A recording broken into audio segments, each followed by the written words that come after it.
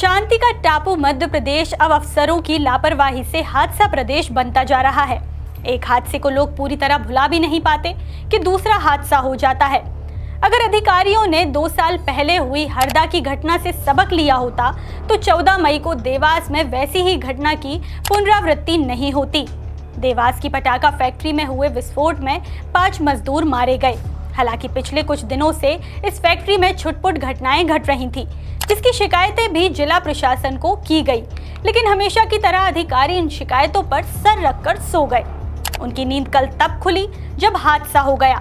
हमेशा की तरह मृतकों के परिजनों को मुआवजा मिल जाएगा, आला अफसर हटा दिए जाएंगे, लापरवाही का ठीकरा छोटे कर्मचारियों के सर पर फोड़कर कर्तव्यों की इतिश्री कर ली जाएगी। ऐसे हादसों के लिए कभी किसी उच्चाधिकारी को जिम्मेदार नहीं ठहराया गया। यही वजह है कि मध्य प्रदेश के छिंदवाड़ा में कफ सिरप पीने से कई मासूमों की मौत हो गई। वहीं इंदौर के भागीरथपुरा क्षेत्र में दूषित पानी पीने से 35 लोग मारे गए। एक पखवाड़े पहले बरगी डैम में क्रूज डूबने से 1 दर्जन सैलानी काल के गाल में समा गए थे। वहीं करीब 2 साल पहले हरदा की पटाखा फैक्ट्री में भीषण विस्फोट हुआ था, जिसमें 11 मजदूर मारे गए थे। नमस्कार, टीवी 27 न्यूज देख रहे हैं आप और मैं हूं आपके साथ ऋषिका जैन। अधिकारियों की लापरवाही से मध्य प्रदेश हादसों का प्रदेश कैसे बनते जा रहा है, आइए अब जरा विस्तार से जानते हैं। दरअसल मध्य प्रदेश के देवास जिले के एबी रोड स्थित टोंग कला क्षेत्र में गुरुवार सुबह करीब 11:30 पर पटाखा फैक्ट्री में ऐसा भीषण विस्फोट हुआ जिसने पूरे इलाके को दहला दिया। धमाका इतना जोरदार था कि उसकी आवाज कई किलोमीटर दूर तक सुनाई दी और घटनास्थल पर मौत का मंजर इतना भयावह था कि शवों के टुकड़े 20 से 25 फीट दूर तक जा गिरे। हादसे में अब तक 5 लोगों की मौत की पुष्टि हुई है, जबकि 15 से ज्यादा लोग गंभीर रूप से घायल बताए जा रहे हैं। कई मजदूर बुरी तरह झुलस गए हैं, जिन्हें बचाने के लिए राहत और बचाव दल लगातार रेस्क्यू ऑपरेशन चला। घटना की सूचना मिलते ही पुलिस प्रशासन और दमकल विभाग की टीमें मौके पर पहुंची और कड़ी मशक्कत के बाद आग पर काबू पाया गया। वहीं हादसे के बाद मुख्यमंत्री मोहन यादव अस्पताल पहुंचे, जहां उन्होंने घायलों से मुलाकात कर उनका हालचाल जाना। मुख्यमंत्री ने पीड़ित परिवारों को हर संभव सहायता का भरोसा दिलाया और साफ कहा कि दोषियों को बख्शा नहीं जाएगा। मुख्यमंत्री मोहन यादव ने बड़ा बयान देते हुए कहा कि पटाखा फैक्ट्री संचालक पर राष्ट्रीय सुरक्षा कानून यानी NSA के तहत कार्रवाई की गई है। साथ ही पूरे मामले की विस्तृत जांच के आदेश दिए गए हैं ताकि हादसे के लिए जिम्मेदार हर शख्स पर सख्त कार्रवाई हो सके। और काफ़ी लोग इसमें घायल हुए हैं। यहाँ पर भी जिला चिकित्सालय में अभी 11 लोग यहाँ पर एडमिट हैं, लेकिन वो ठीक है, उनका उपचार चल रहा है और मुझे लगता है कि ये ठीक है। लेकिन अमलतास में जो कुछ लोग हैं वो गंभीर रूप से घायल हैं। मैं उनको भी देख करके आया है, हम सब लोग गए थे साथ में और उनको भी देख करके आए। चौथराम में भी गए थे, इंदौर में गया था और MY अस्पताल में भी मैं जा कर के आया हूँ। घटना बहुत ही दर्दनाक है, बहुत ही खतरनाक है। निश्चित रूप से बहुत खेद है, बहुत कष्ट है इस बात का। इसकी मजिस्ट्रियल जांच के आदेश भी किए हैं सरकार की ओर से और विशेष हमारे मुख्यमंत्री डॉक्टर मोहन यादव जी ने भी इस पर गंभीरता से संज्ञान में लिया है और इनके लिए पूरी उपचार की व्यवस्था पूरी की है। सभी अधिकारी कर्मचारी, हमारे जिम्मेदार अधिकारी सब लोग मौके पर भी गए, हमारे जनप्रतिनिधि सारे लोग गए और निश्चित रूप से मजिस्ट्रियल जांच में जो भी दोषी होंगे, जांच होने के बाद भी जो भी दोषी होंगे पर सभी एंगल से जांच होगी उसमें, चाहे वो केमिकल के हिसाब से जांच करना हो या कोई दृष्टि से जांच करना हो, कहाँ कहाँ लापरवाही हुई है, तो जो भी दोषी होंगे उनके खिलाफ कड़ी से कड़ी कार्रवाई। जांच में सामने आया है कि यह कोई पहला हादसा नहीं था। इसी फैक्ट्री में 14 मार्च को भी आग लग चुकी थी। हादसे के बाद काम बंद कराया गया। गांव की सरपंच की शिकायत के बावजूद प्रशासनिक कार्रवाई कागजों तक सीमित रही और हैरानी की बात यह है कि मई महीने में फैक्ट्री का लाइसेंस फिर से रिन्यू कर दिया गया। इतना ही नहीं, पटवारी की रिपोर्ट में भी फैक्ट्री को घनी आबादी और पेट्रोल पंप के बेहद करीब बताया गया था। रिपोर्ट में खतरे का स्पष्ट उल्लेख था, लेकिन सवाल यही है कि जब खतरे की घंटी पहले ही बज चुकी थी तो आखिर अनुमति किसके दबाव में दी गई। ये बड़ी ही दुखद घटना है और इसमें अभी शाम तक 3 मरीज थे, पारण के जो थे वो हमारे पारण ICU में एडमिट और एक और पेशेंट अभी आया है जिसको धमाके के कारण हेड इंजरी के कारण चोट लगी हुई है। इस तरीके से 4 मरीज हमारे यहाँ भर्ती हैं। जो बर्न आईसीयू में है वो 60 to 70% बर्न है और सीरियस कंडीशन में है। सर आसपास के अस्पतालों में कोई हाँ, भर्ती? जो हमें जहाँ तक खबर मिली है आप लोगों के माध्यम से, तो अभी 2 पेशेंट चौथराम हॉस्पिटल में हैं और 8 या 10 पेशेंट अमलतास हॉस्पिटल देवास में हैं। कलमा में ये पटाखा कंपनी था, उसमें टेम्परेचर की वजह से आग लगा है और कर्मचारी की वजह से, ढीली की वजह से जो है ना वहाँ पे आग लगा है। कितने मजदूर थे घटना के समय वहाँ पे लगभग 600-700, 300 लेडीज था और 300 जेंट्स था, जिसमें घटना अचानक धूप के वजह से, टेम्परेचर की वजह से जो है वहाँ पे घटना हुआ है। एकाएक बड़ा बम ब्लास्ट हो गया। कितने तेज ब्लास्ट हुए थे, क्या कुछ दृश्य था वहाँ पर, क्या नजारा था? वहाँ पे अंदर में जो है ना कुछ 100 आदमी काम कर रहा था, 15-20 आदमी। हम लोग वहाँ से बाहर रोटी खा के जस्ट बाहर निकले और वो लोग रोटी खा के अंदर गए अपना ड्यूटी पे। हम लोग बाहर में दूसरे काम कर रहे थे, वो सब दूसरे काम बारूद वाले काम कर रहा था। उसके अलावा जो ना टेम्परेचर की वजह से 2 कर्मचारी था वहाँ पे सफाई करने के लिए, पानी मारने में कमी किया, उसकी वजह से आग लगी वहाँ पे। कितनी देर तक बम फटाके चलते रहे वहाँ पर? ये लगभग पौने घंटा तक जी। अच्छा, कितने लोग घायल हुए थे, क्या हुआ था? 15 से 20। 15 से 20। ये सब कहाँ अस्पताल में भर्ती है? देवास में। यहाँ पर कौन कितने लोग? यहाँ पे 3 आदमी आए हैं। 3 लोग हैं। आप भी इसमें घायल हुए क्या? नहीं, आपका कौन घायल हुआ? मेरा भाई क्या नाम है उनका? निरंजन कुमार। और कितने घायल हुए वहाँ पर, और कितनी जानकारी? टोटल 15 आदमी घायल हुए जी। और मरने वाले की कोई जानकारी मिली है आपको? नहीं, हमको कुछ नहीं मिला, कोई अभी तक फ़ोन भी नहीं किया है। कितने सालों से काम कर रहे थे आप लोग यहाँ पर? जी, हम पहली बार आए हैं यहाँ पे। जानकारी के मुताबिक फैक्ट्री को सिर्फ 15 किलो विस्फोटक रखने का लाइसेंस मिला था, लेकिन हादसे के वक्त वहां कई टन बारूद मौजूद था। करीब 600 मजदूरों की जिंदगी रोज खतरे में डालकर नियमों की खुलेआम धज्जियां उड़ाई जा रही थी। अब फैक्ट्री संचालक अनिल मालवीय पर भी सवाल उठ रहे हैं। बताया जा रहा है कि उसके राजनीतिक संबंधों के चलते नियमों को नजरअंदाज किया गया। हालांकि इस पूरे मामले की जांच जारी है।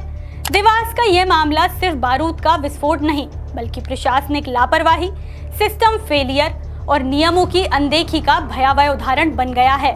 दोष किसका है, लापरवाही किसकी है, सरकार की जवाबदेही क्या है, क्या कानून करेगा, क्या प्रशासन करेगा? इसके पीछे कुछ तो कोई अर्थोमेटिकल काम व्यवस्था को करना पड़ेगा कि नहीं? तो इस सरकार को सजा मिलनी चाहिए कि इसको फांसी की सजा होनी चाहिए। इतनी सामूहिक हत्याएं कर दी है। अनुमति से ज्यादा स्ट्राइक दिखाई दे रहा है। मैंने जैसे कहा 15-15 किलो का एक्सक्लूसिव रखना था। चाइना का एक्सक्लूसिव आया जो प्रतिबंधित है। जो चाइना से इतना बड़ा बारूद आता है, बारूद माफिया यहाँ सक्रिय है और टनों में, सैकड़ों टनों में माल रखा। ये कलेक्टर क्या कर रहा था? क्या ड्यूटी है कलेक्टर की? ये पुलिस वालों से मैंने पूछा, आग लग गई थी 1 मार्च को, हमें पता ही नहीं। 1 मार्च को वीडियो चल रहे हैं उसके। यहाँ की पंचायत ने अलग आपत्ति ली थी, उसका कोई संज्ञान में नहीं लिया। आखिर किस तरह की व्यवस्था चल रही भाई?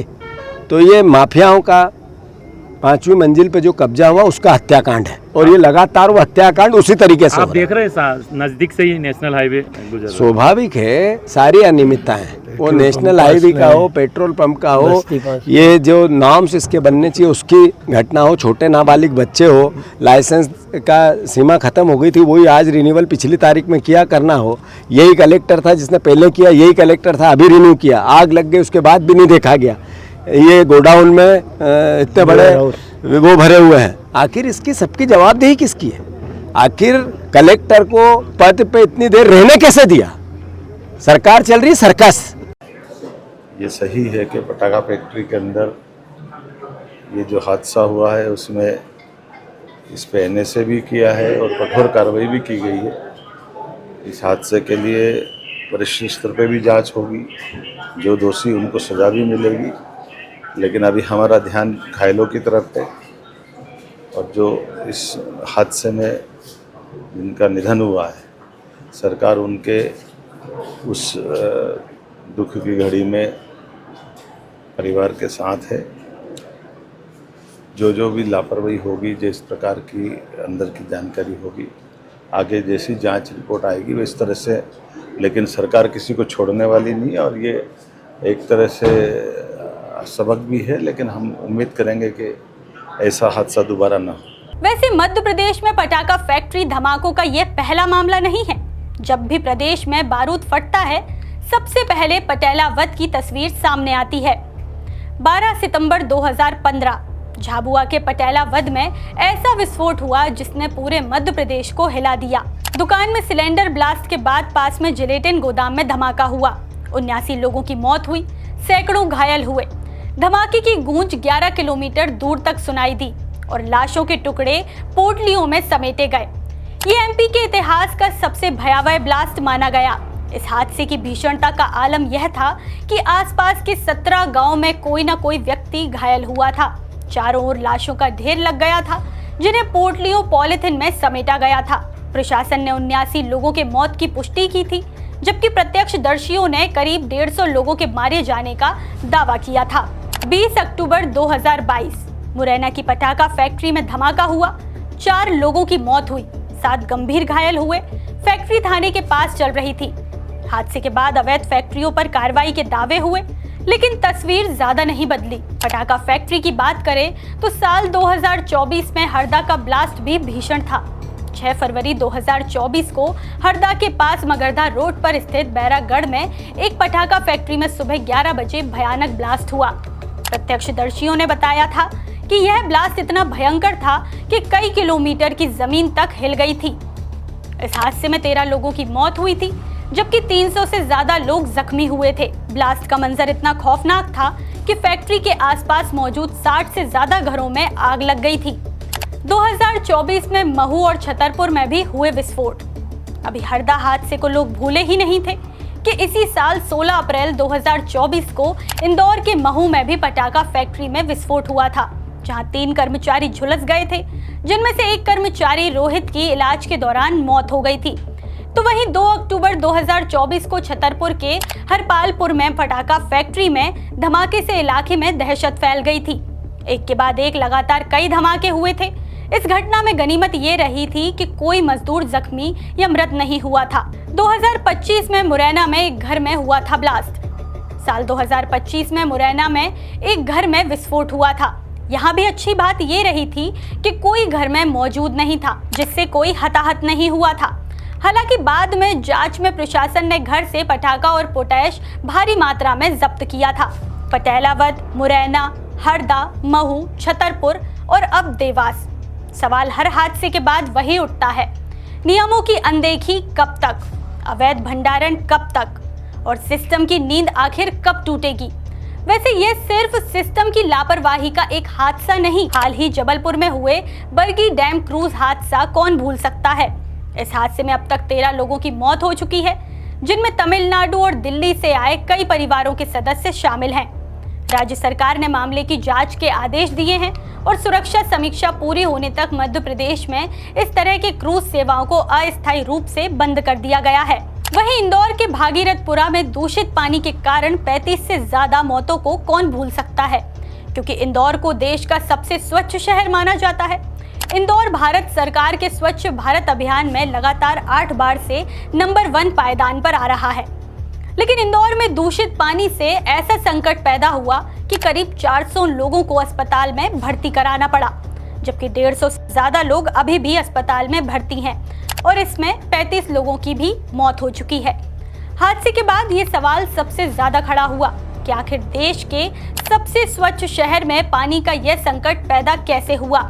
शुरुआती जांच में मालूम चला कि भागीरथपुरा में जिस टंकी का पानी सप्लाई होता है, उसी के पास बनी पुलिस चौकी के टॉयलेट के आउटफॉल्स का दूषित पानी सप्लाई वाली पाइपलाइन में मिक्स हो गया। इंदौर शहर पूरे देश के लिए एक मिसाल बना हुआ था और इस शहर की सफाई की चर्चा पूरी दुनिया में होती है। हालांकि इंदौर के भागीरथपुरा में दूषित पानी की समस्या का निदान अभी भी नहीं हुआ है। पूरे इलाके में टैंकर से पानी की सप्लाई की जा रही है। इंदौर के भागीरथपुरा के अलावा दूसरे इलाकों से भी पानी खराब होने की शिकायतें सामने आ रही हैं।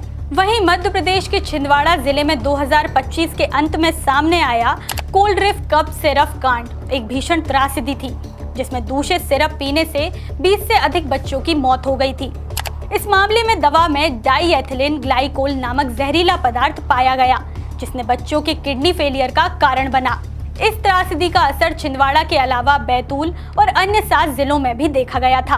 और अब एक बार फिर देवास का यह धमाका सिर्फ बारूद का विस्फोट नहीं, बल्कि प्रशासनिक लापरवाही, सिस्टम फेलियर और नियमों की अनदेखी का भयावह उदाहरण है। मार्च में चेतावनी, मई में लाइसेंस, आखिर मौत के इस खेल का जिम्मेदार कौन? आज की स्पेशल रिपोर्ट में बस इतना ही। आप बने रहिए TV27 न्यूज़ के साथ। नमस्कार।